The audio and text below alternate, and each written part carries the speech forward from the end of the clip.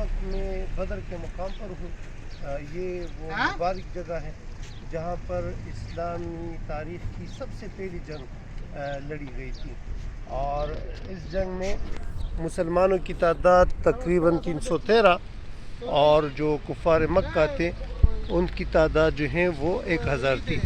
اچھا, اس جنگ میں یہ 14 صحابی جو ہیں, جو نام آپ کو نظر آ رہے ہیں, یہ شہید ہوئے تھے. ان کی تعداد 14 تھی, اور جو کفار مکہ ہیں ان کی تعداد 70 ہیں.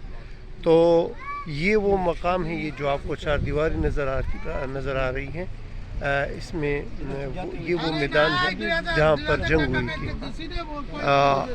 بالکل یہ میدان ہے, یہاں پر وہ صحابہ جو ہیں اور کفار مکہ ان کے درمیان جنگ ہوئی تھی, اور مسلمانوں کو اللہ تعالیٰ نے فتح نصیب کی تھی اور کفار مکہ کو شکست ہوئی تھی.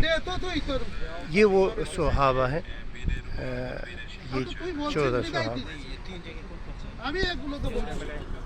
اچھا, جنگ شروع ہونے سے پہلے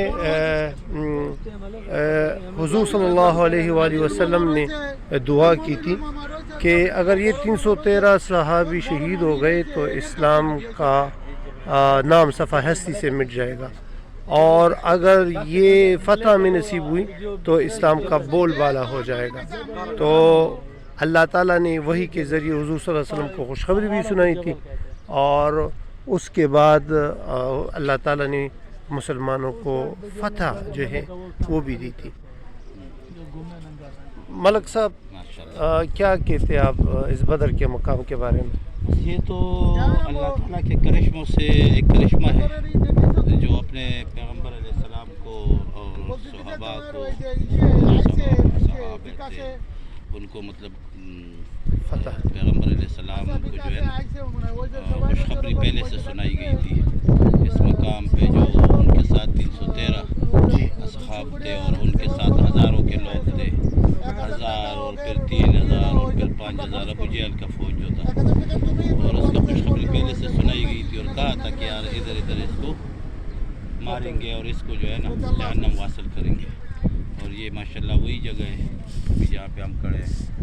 یہ جنگ بدر کا میدان ہے, یہ شہداء کے قبرستان ہے, یہ باغ ہے. اس باغ کے بارے میں بھی کچھ اس لیے, لیکن ابھی مجھے کچھ صحیح پتہ نہیں. اچھا, یہ باغ میرے خیال سے نیا لگا ہے, یہ نیا باغ ہے, یہ پرانا باغ نہیں.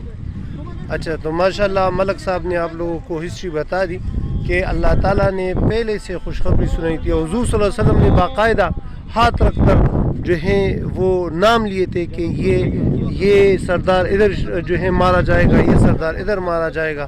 تو صحابہ نے پھر گواہی بھی دی تھی کہ جس جگہ پر حضور صلی اللہ علیہ وسلم نے ہاتھ رکھا تھا اور جس سردار کا نام لیا تھا وہ اسی جگہ پر مارا گیا تھا. تو اس جنگ میں 70 جو ہیں وہ کفار جو ہیں وہ مارے گئے تھے, اور مسلمان یعنی صحابہ جو تھے وہ 14 صحابہ جو نام آپ کو ادھر نظر آ رہے ہیں یہ شہید ہوئے تھے. یہ شہداء ہے, یہ نام آپ کو نظر آ رہے ہیں.